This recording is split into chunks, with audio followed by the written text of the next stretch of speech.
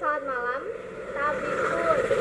Di sini saya Melaskianingsi dari kelas 11 IPA 1 akan mempresentasikan tentang sistem reproduksi.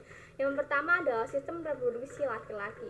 Dibagi menjadi dua bagian, yaitu yang pertama sistem reproduksi bagian luar dan yang kedua adalah bagian dalam.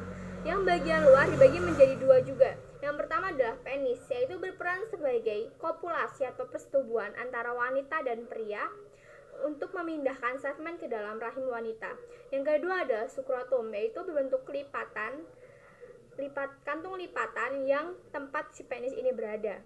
Untuk yang bagian dalam itu dibagi menjadi 4. Yang pertama adalah testis, yaitu organ yang terdapat di dalam skrotum dan juga di atas rongga, di luar rongga perut, dan juga berperan sebagai penghasil sel kelamin jantan dan juga hormon kelamin jantan atau testosteron. Di dalam testis ini juga terdapat pembuluh halus yang disebut dengan tubulus seminiferis. Yang kedua adalah saluran reproduksi.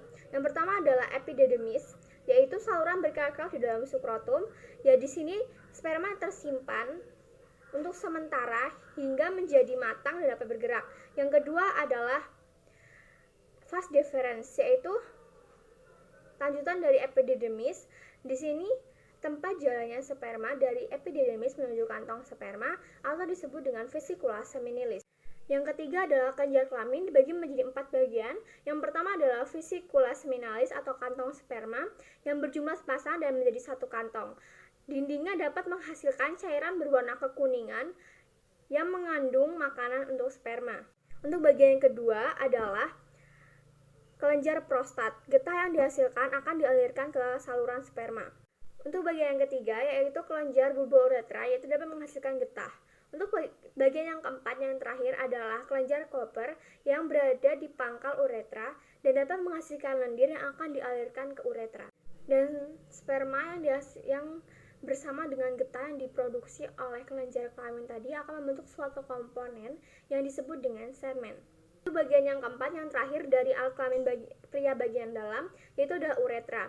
Terdapat di dalam penis dan mempunyai dua fungsi. Yang pertama adalah saluran urin dari kantung kemih menuju keluar tubuh, dan yang kedua adalah tempat jalannya segmen dari kantung segmen.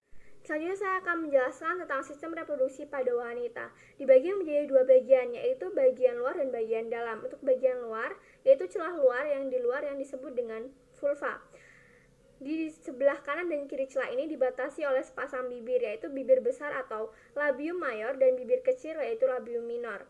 Yang selanjutnya adalah di depan vulva ini terdapat sebuah tonjolan yang disebut dengan kalentit yang sejarah perkembangannya sama dengan penis di pria.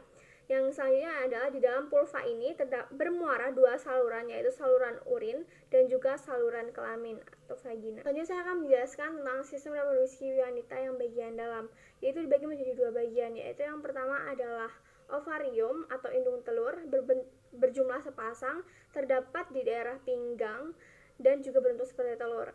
Di dalam ovarium ini terdapat yang pertama adalah jaringan kelenjar buntu atau kelenjar endokrin. Yang kedua adalah jaringan pembuat sel telur atau ovum yang disebut dengan folikel. Untuk yang bagian kedua adalah saluran reproduksi, yaitu dibagi menjadi 3 bagian. Yang pertama adalah saluran telur atau tuba falopi yang berjumlah sepasang kanan dan kiri, yang pada pangkalnya berbentuk corong yang disebut dengan infundibulum. Infundibulum ini dilengkapi dengan jumbai-jumbai yang berfungsi untuk menangkap sel telur yang telah masak dan dilepaskan dari ovarium.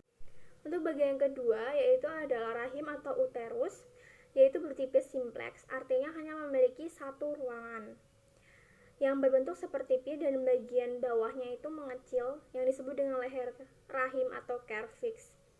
Dinding rahim sendiri terdiri atas jaringan-jaringan otot dan jaringan epitel. Lapisan terdalam yang membatasi rongga rahim terdiri atas jaringan epitel yang disebut dengan endometrium atau selaput rahim. Lapisan ini banyak menghasilkan lendir dan juga pembuluh darah. Sebulan sekali, yaitu pada saat menstruasi atau haid, lapisan ini akan dilepaskan dan diikuti dengan pendarahan. Dinding rahim akan selalu mengalami perubahan ketebalan yang dipengaruhi oleh hormon. Dan yang ketiga bagian terakhir dari saluran reproduksi yaitu adalah vagina yang merupakan akhir dari saluran reproduksi bagian dalam yang terdapat di dalam vulva, yang merupakan organ persetubuhan bagi wanita. Karena fungsinya yang penting yaitu untuk melahirkan bayi, maka terdapat lipatan-lipatan di dalam vagina. Sekian hasil presentasi saya mengenai sistem reproduksi manusia. Lebih dan kurangnya saya mohon maaf dan saya tutup dengan selamat malam.